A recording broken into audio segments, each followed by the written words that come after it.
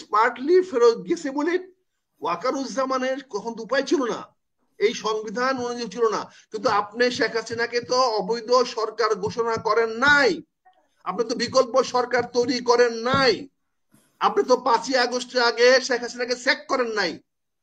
শেখ হাসিনাকে যদি স্যাক করতেন, বলতেন she is not a prime minister, তার কথা কেউ শুনবেন না। আজকে যদি এই মার্শাল্লোর অধীনে যদি এই মার্শাল্লোকে যদি ওন করতো আমার প্রধান উপদেষ্টা সাহেব, উনি যদি চিফ মার্শাল অ্যাডমিনিস্ট্রেটর হইতেন, তাহলে আজকে বাংলাদেশের অবস্থা অন্যরকম হতো। আজকে বৈষম্য ছাত্র আন্দোলনের এরা যদি মার্শাল্লোর পক্ষে থাকতো অন্যরকম হতো। আর এর বিকল্প ছিল একটাই, সেটা হলো বিপ্লবী সরকার।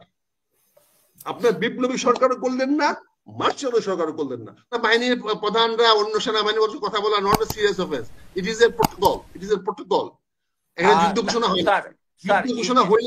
যুদ্ধ ঘোষণা হইলে পরেও তারা সিজ ফায়ারের জন্য দেখেন টক, দেখেন ডিসকাস। এটা সেনা প্রধানদের প্রটোকলে পড়ে, এটা এক সেনা প্রধান আরেক সেনা প্রধানের সঙ্গে প্রটোকল। ইন্ডিয়ান সেনা প্রধান যে একটা তাদের একটা মানে মাসিক ইভেন্টের মধ্যে যে স্পিচটা দিয়েছে, ওটা আপনি সমর্থন করেন? যেভাবে বলেছে যে আমাদের সাথে 1-to-1 সবসময় যোগাযোগ আছে এবং আর্মির সাথে আর্মি টু রিলেশন খুব ভালো, কিন্তু আগামী এই নির্বাচিত সরকার আসলে সম্পর্ক ভালো হবে। তার মানে বলতেছে সরকারের সাথে তার ভালো সম্পর্ক নেই, আর্মি টু আর্মি আছে। Do you accept it? তারপরে জেনারেল ওয়াকার যে একটা চিঠি সরাসরি ইউএন হেডকোয়ার্টারে লিখেছে, বাইপাসিং এএফডি অ্যান্ড লিখেছে এবং হি ডিনাইড, মানে ইউএন রিপোর্টটাকে আন্ডারমাইন করেছে। স্যার আমি আপনার বক্তব্যটা আগে শুনেছি, আমি আপনার ভিডিও আমি যে আক্তার ভাই, আমি আপনাকে আপনি যাবেন, আমি একটা প্রশ্ন শেষ করে নিই। আপনি যে আমার বলেছিলেন শেখ হাসিনা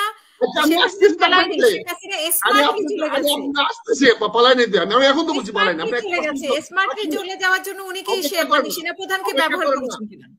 একটা প্রশ্নের উত্তর ওনাকে দিতে দেন, তারপর একটা প্রশ্ন করেন। আপনি উনি বলেছেন যে ওয়াকারুজ্জামান, শুনেন, আর্মি রিয়াকশন কখনোই আইএসপিআর এর মাধ্যমে হয়। আপনি কতদিন আগে বেলুচিস্তানের একটা ট্রেনের উপরে ইন্ডিয়ান আর্মি অ্যাটাক করেছে, এটা ইন্ডিয়ান প্রাইম মিনিস্টার বলে নাই, এটা ইন্ডিয়ান প্রেসিডেন্ট বলে নাই, এটা ইন্ডিয়ান আইএসপিআর এর প্রধান আইজি লেফটেন্যান্ট জেনারেল সাহেব বলেছেন, পাকিস্তানের আইএসপিআর এর। সেনাবাহিনীর কোন বক্তব্য বা কারো কাছে কিছু চিঠি লেখা বা জানানো, এটার জন্য আইএসপিআর আছে। সেনাবাহিনী তার বক্তব্যের জন্য কৈফিয়ত যদি ডিজিএফআই কৈফিয়ত যদি প্রধান উপদেষ্টা চাইতেন তাহলে দিতেন, কিন্তু কৈফিয়ত চান নাই। সেখানে আমরা ধরে নিতেই পারি যে প্রধান উপদেষ্টা বলে দিয়েছেন আপনি জবাব দিয়ে দেন, অ্যাকর্ডিংলি উনি আইএসপিআর কে বলছে জবাব দিয়ে দিছে। এগুলো শোনেন, আমি কাউকে পছন্দ করি না, তার মানে তার সব কাজকে আমাকে ডিফাই করতে চান না, আমাদের তো একটা ম্যাচুরিটি শো করতে। আমি কি বলতেছি, আর্মির বক্তব্য আইএসপিআর এ দিবে, এটা যে কোনো হোক। আর to army chief, even during the war, during the fight, they can have exchange of views. Chief of army স্টাফরা আলোচনা না করলে যুদ্ধের শেষও হবে না, যুদ্ধের হবে। আজকে কি মনে করেন যে ওই যে কি বলে তৃতীয় পক্ষের সঙ্গে যে ইউক্রেনের কথা বলতেছে, তাহলে এখানে কি হচ্ছে না? আপনি যেটা হাসিনা আপু বললেন, শেখ হাসিনা, আমি আপনার না, আপনি বলছেন যে স্মার্টলি গেছে, তো স্মার্টলি যাওয়ার জন্য নিশ্চয়ই সেনাপ্রধানকে উনি ব্যবহার করেছেন। আর ব্যবহার করেছেন, উনি তো ব্যবহার করেছেন।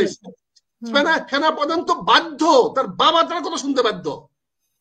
সেনাপ্রধান প্রধানমন্ত্রী শেখ হাসিনার কথা শুনতে বাধ্য যতক্ষণ পর্যন্ত শেখ হাসিনা প্রধানমন্ত্রী ছিল। মানে শেখ হাসিনার প্রতি দায়বদ্ধতা আছে, দেশের প্রতি দায়বদ্ধতা নেই, ছিল না।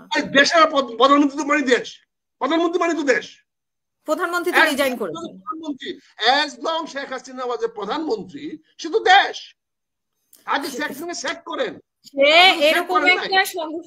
এরকম একটা হত্যাকাণ্ড ঘটানোর পরে কিভাবে মানে আপনি বলতেছেন সে একটা দেশ? সবাই হত্যাকাণ্ড তো ঘটাবেই, হত্যাকাণ্ড ঘটে সফল হইতো, তাহলে কি হইতো?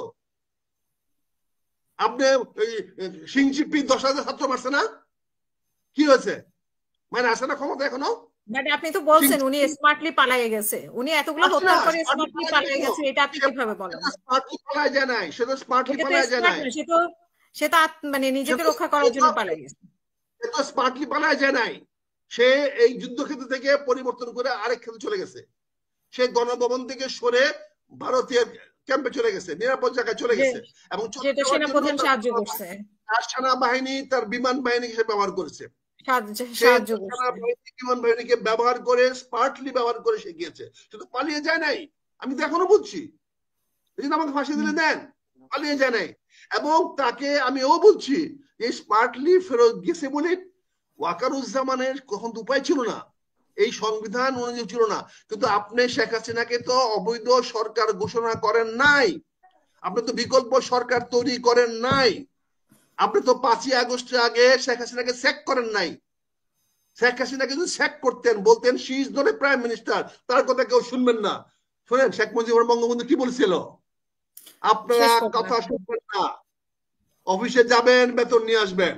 পাকিস্তান গভর্নমেন্টকে ডিনাই করেছে, পাকিস্তান গভর্নমেন্টকে বলেছে পাকিস্তান সরকারকে আপনারা মানবেন না। এখানে যদি আমরা সজীবরা বা আমাদের যারা অংশ, কিন্তু বিএনপি ছিল না, ডিসিশন মেকিং ছিল না, ডিসিশন মেকিং ছিল বৈষম্য ছাত্র আন্দোলন নেতারা। তারা যদি 3 তারিখে, 5 তারিখে, 4 তারিখে, 3 তারিখেও আমার ফেসবুকে পরিষ্কার লেখা আছে যে আপনারা এক দফা আন্দোলনের ডাক দেন, এই সরকারকে বরখাস্ত করেন, আমরা আপনাদের সঙ্গে আছি। আমার ফেসবুকে আপনার দেখা দেবো, চাইলে আজকে পাঠা দেবো না। কিন্তু আপনাদের সরকারকে অবৈধ ঘোষণা করবেন না। আলোচনায় ফেরত আসি, এখনকার সাবজেক্টে আসি। যুদ্ধের মধ্যে 1000-5000 লোককে মাইরাও যখন দেখছে যে আমি আর টিকতে পারতেছি না, সে যুদ্ধক্ষেত্র পরিবর্তন করেছে। এখন তাকে ধরে এনে বিচার করেন, আমি তো আছি আপনার সঙ্গে বিচারের জন্য। I have the full support with you, I will give full support. কিন্তু আপনার সেই হ্যাডম থাকতে হবে, তো সেই হ্যাডম নিয়ে আসেন। এখন Wakeruzzaman as a chief of army তাকে ডিফাই করা, তাকে যদি আমি হেওয়া করি, তাহলে আমার সেনাবাহিনীকে হেওয়া করা হয়। তার অধীনে আজকে সারা গ্রামে গঞ্জে সেনাবাহিনী ঘুরে বেড়াচ্ছে, সে কোনো স্পেসিফিক অর্ডার দিতে পারতেছে না। আমার স্বরাষ্ট্রমন্ত্রী কোনো স্পেসিফিক অর্ডার দেয় না, কেন অবস্থায় কি করবে? এই যে দেখেন আজকে কথা বলেন 2018 সনে, আপনি তো জানেন, আপনি তো ছিলেন, আপনি ইন্টারভিউ ছিলেন। 2018 সনে আর্মি অফিসাররা ওয়াজ সো হেল্পলেস, তারা গাড়ি নিয়ে ঘুরে বেড়াতেও কিছু করতো না। আমরা নির্বাচন করেছি, তারা দারোগার কথা শুনতে হইতো, দারোগার সামনে দাঁড়ায় থাকতো ক্যাপ্টেন সাহেব, মেজর সাহেব গিয়ে। আমরা টেলিফোন করে বলছি, কর্নেল সাহেবকে ফোন করছি, কিশোরগঞ্জের দায়িত্বপ্রাপ্ত কিশোরগঞ্জের কর্নেল সাহেব বলে, স্যার আমাদের কিচ্ছু করার নাই স্যার, আমাদের অর্ডার নাই স্যার যাওয়ার। আপনাদের তো অর্ডার থাকে না সবসময়, আপনার সবসময় সরকার পক্ষে অর্ডার থাকে না। এই জন্য দরকার ছিল মার্শাল ল। যদি আজকে মার্শাল ডিক্লেয়ার করতে পারতেন, ওয়াকারুজ্জামান কিন্তু মার্শাল করার মতো ক্ষমতা আপনারা সবাই মিলে দিতেন, সকল অফিসে দিতেন, বাংলাদেশের ইতিহাস আজকে অন্যরকম হইতো, বাংলাদেশ আজকে অন্য পরিবর্তন হতো। আজকে যদি এই মার্শাল্লোর অধীনে যদি এই মার্শালকে যদি ওন করতো আমার প্রধান উপদেষ্টা সাহেব, উনি যদি চিফ মার্শাল অ্যাডমিনিস্ট্রেটর হইতেন, তাহলে আজকে বাংলাদেশের অবস্থা অন্যরকম হতো। আজকে বৈষম্য ছাত্র আন্দোলনের এরা যদি মার্শালের পক্ষে থাকতো, অন্যরকম হইতো। আর এর বিকল্প ছিল একটাই, সেটা হলো বিপ্লবী সরকার। আপনার বিপ্লবী সরকারও করলেন না, মার্শাল সরকারও করলেন না, করলেন কি অসাংবিধানিক একটা অবৈধ সরকার। কাজে এখানে আপনি কাউকে এভাবে দায়ী না করে আসেন, এখনো সময় আছে। এখনো আমি আহ্বান জানাবো, রাজনৈতিক সমাধান ছাড়া কোনো সমাধান হবে না। আপনি গৃহযুদ্ধ ঠেকাইতে হইলে রাজনৈতিক সমাধান লাগবে। আপনি মনে করেন না 5ই আগস্ট বা তৎকালীন সময়ে ছাত্র যা করতে পারছে এটা এখন করতে পারবে? এখন এক রাত্রে বিচ্ছিন্ন 1 ঘন্টা ঘটনা পরের দিন করতে পারবে না।